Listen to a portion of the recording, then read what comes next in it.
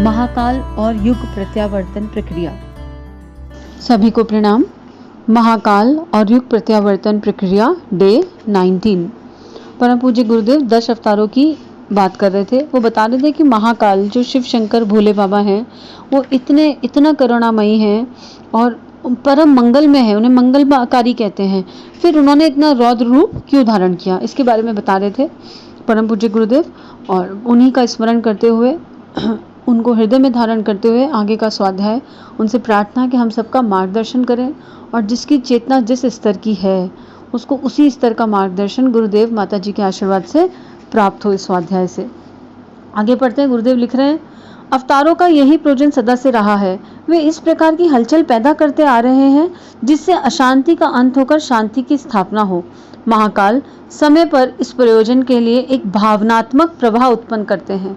इस प्रवाह में जनमानस उद्वेलित होता है और उससे कितने ही ऐसे योद्धा निकल पड़ते हैं जो इस देवी पुण्य प्रयोजन की पूर्ति के लिए असाधारण पुरुषार्थ करते दिखाए।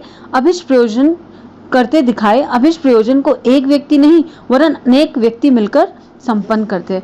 देखिए कितनी सुंदर बात गुरुदेव लिख रहे हैं कि अवतार जब आते हैं ना तो वो एक ऐसी विचार क्रांति, ऐसी भावनात्मक प्रवाह लाते हैं। आपने कभी महसूस भी किया होगा, कभी बैठे बैठे दिल की धड़कनें अजीब हो जाती हैं। जब कोई आप किसी को तो नेशनल एंथम सुनते हुए भी एक अजीब सा प्रवाह हृदय में उतरता है। अब आज की डेट में जब हम देख रहे हैं तो एक अजीब सी पुकार कभी कभी हृदय में उठती है कि हम भी कुछ कर पाएं, हम भी कुछ कर पाएं। ये पुकार आज क्योंकि हम खाली बैठे हैं, खाली इन सेंस हम घर में हैं, हमारे पास समय है अपने भीतर झांकने का, तो हमें ज्यादा सुनाई दे रही होगी। पर बीते वर्षों में ऐसा नहीं है कि आत्मा में ये प्रवाह जागा नहीं होगा। जब भी आप किसी से भी जुड़ो, जिनकी भी आत्मीयता का विस्तार कुछ हद तक हुआ है, कुछ लोगों के ऑरा में जाने से ऐसा लगता है ना कि इनमें कुछ तो है, इनकी बात में कुछ तो दम है। हम सुनते हैं कोई सत्संग, कोई प्रवचन, कुछ भी हमने कहीं सुना, वो इम्पैक्ट करता है, या कुछ कहीं पढ़ लिया वो इम्पैक्ट करता है।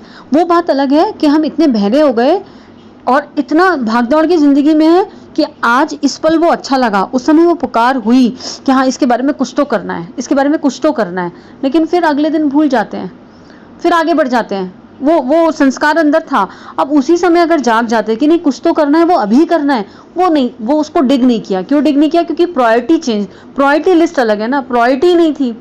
अब ठीक है आ गया, अच्छा विचार है, लेकिन अब इसको समय देना पड़ेगा। और हमारी प्रायोरिटीज में भौतिक चीजें, बाहर की तरफ वाली चीजें हमेशा से ज्यादा रही। तो अगर हम अपनी प्रायोरिटी लिस्ट ऐसा बनाए कि भीतर की जो चीज है वो टॉप पे रहे, ऐसी कोई पुकार अंदर से आएगी तुरंत कर देंगे, इमीडिएटली करेंगे।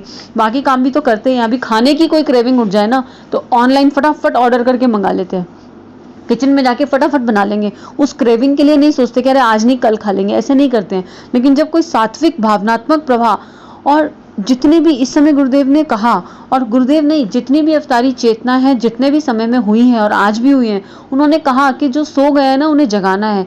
जिसके अंदर एक अंश भी सज्जनता है उसके उस गुण का सदुपयोग करके उससे काम कराना है। काम तो वो महाकाल 1 मिनट में चुटकी बजा के खुद ही कर सकते हैं। लेकिन जैसे राम जी ने बीच वानरों को श्रेय दे दिया, कृष्ण जी ने महाभारत रची तो अनेकों ने साथ दिया, ऐसी वो इस युग में वो चाह रहे हैं कि जो जागृत चेतनाएं हैं, जिनके भीतर थोड़ी भी सज्जनता है, कोई भी एक गुण है अगर, और वो प्रभु को दिख रहा है, प्रभु मतलब आपके इष्ट, उन्हें दिख रहा है, तो आपसे कुछ ना कुछ करवा के ले ही जाएंगे। बशर्ते आप उनकी पुकार को सुनो, उस प्रवाह को इग्नोर मत करो, उसके प्रति डोरमेंट मत बनो। और आपके भीतर और इतने सारे काम करने के लिए हम कौन सा करें?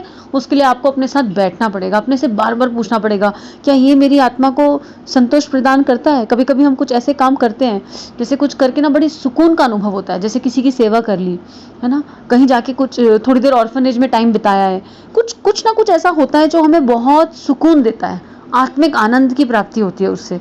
तो इस तरह का कुछ, लेकिन हमें ढूंढना खुद ही पड़ेगा।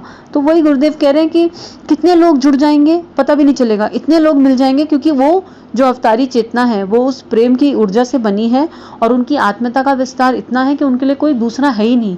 हम सब वही हैं जो वो हैं उनकी दृष्टि से। हमारी तो दृष्टि अभी तक वहां तक गई नहीं, हमें तो सब में अपना पराया दिखाई दे जाता है। तो जब वो उस अपने अपनत्व के साथ हमारी तरफ देखते हैं या अपना भावना का प्रभाव भेजते हैं तो हमें पता ही नहीं चलता कि हम उस प्रभाव में कब बह गए। जैसे बच्चा अपने माता पिता के साथ बह जाता है, माँ जितना मर्जी डांट ले, पिता जितना मर्जी गुस्सा कर ले, अगर बच्चे से कहो माता पिता बदल दे मना कर देगा एक छोटा बच्चा, नहीं नहीं मेरे ही पेरेंट्स मुझे चाहिए। क्यों? क्योंकि वो उनकी आत्मीयता उस बच्चे के हृदय को छू रही है। तो भले ही गुस्सा करें, मारे, डांटे, लेकिन बच्चा कह देगा नहीं नहीं मेरे लिए तो यही माता पिता ठीक है, मुझे तो यही वाले चाहिए। आगे गुरुदेव लिख रहे हैं, भले ही उस अभियान के नेताओं में से किसी एक को विशेष ख्याति मिल जाए, पर अभियान के नेताओं में से किसी एक को विशेष ख्याति मिल जाए, पर वस्तुतः होता है यह भावनात्मक प्रवाह ही है जो सहज ही अनेक साथी सहयोगी बनाकर खड़ा कर देता है और कष्ट साध्य दिखने वाली परिवर्तन प्रक्रिया देखते देखते सरल हो जाती है। आश्चर्यचकित लोग सूक्ष्म जगत से प्रभु की प्रेरित विधि व्यवस्था को देख नहीं पाते। बाहर जो सबसे प्रमुख व्यक्ति दिखता है उसी के सिर सारा श्रेय का सेहरा बांध देते हैं। अवतारी या विजेता कोई एक घोषित किया जाता है। यह मनुष्य की स्थूल दृष्टि की भूल भरी परख है। देखिए गुरुदेव कह रहे हैं कि शरीर में मत अटकना। काम बहुत सारे लोग करते हैं लेकिन एक फ्रंट फेस दिखाई देता है, जिसको वो प्रभाव मिल गया, जिसको वो फीलिंग मिल गई। अच्छा एग्जाम्पल आप लोग अपने ऑफिस में देख लो, घर में ही देख लो कि कितनी सारी ऐसी चीज़ें होती होंगी। अगर कोई एक मैनेजर है, वो टीम को मैनेज कर रहा है, उसको कोई एक अच्छा सा आइडिया आ गया है ना, तो वो आइडिया पूरी टीम मिलकर इंप्लीमेंट करती है। मैनेजर अकेला कुछ नहीं कर सकता। घर में ही कोई आपको फंक्शन करना हो, कोई भी शादी ब्याह, कोई भी फंक्शन घर में करना हो, कुछ करना हो, तो पूरा परिवार मिलकर उस फंक्शन को एग्जीक्यूट करता है। लेकिन मुखिया के सिर श्रेय जाता है ना, जो आता है बोलता है अरे हेड ऑफ द फैमिली आपने किया।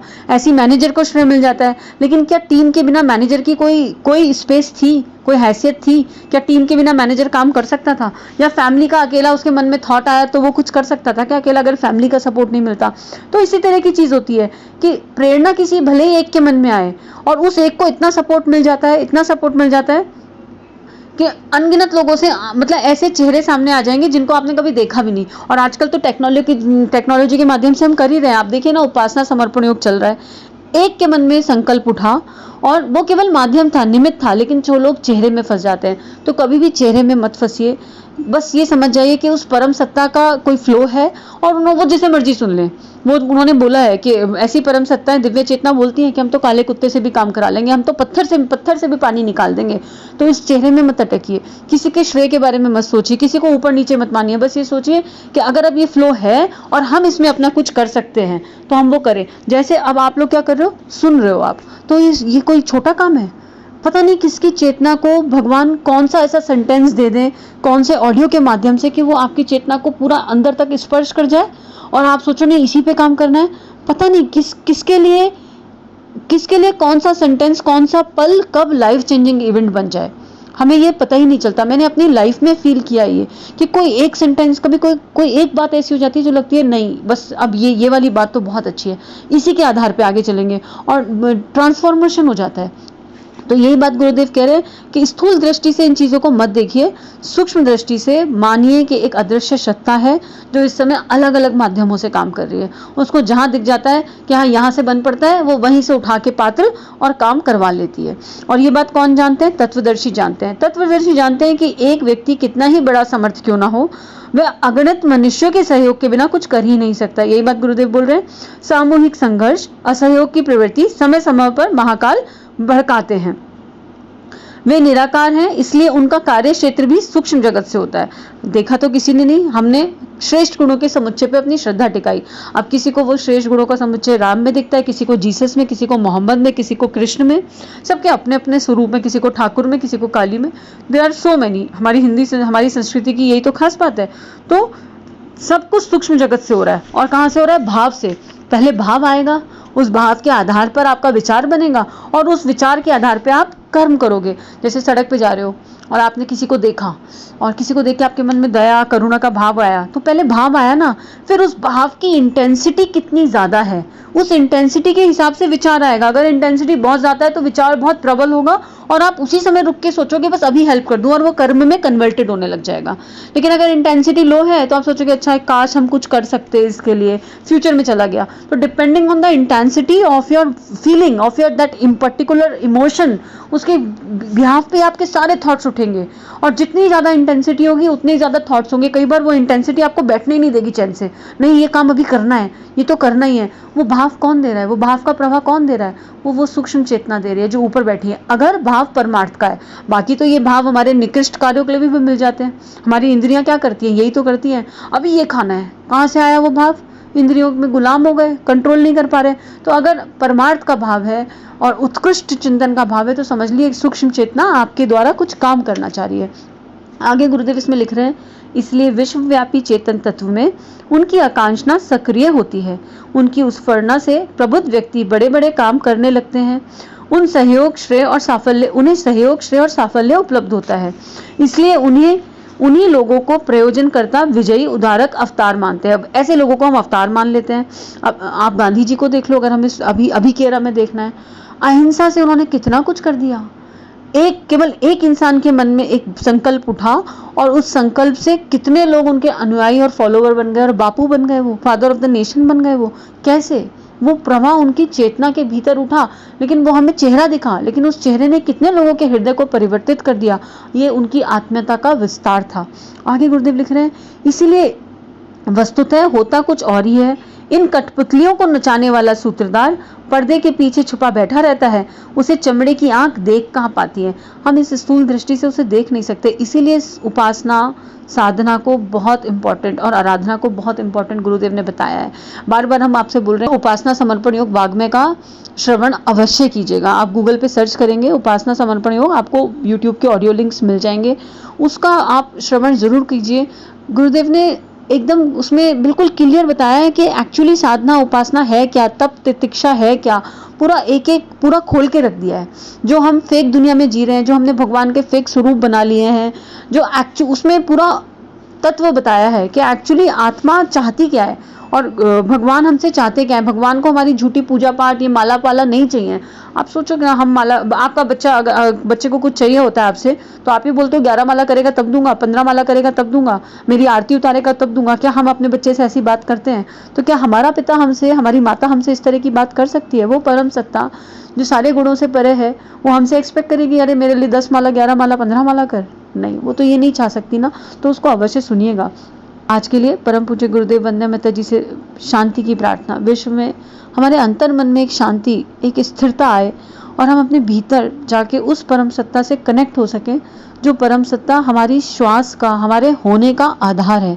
बस यही प्रार्थना के साथ ओम शांति शांति शांति सर्वरिष्ट सुशांतिर भवतु। हमारे YouTube चैनल को सब्सक्राइब करें और बेल आइकन को दबाकर ऑल पर क्लिक करें ताकि नोटिफिकेशंस आपको मिलती रहें।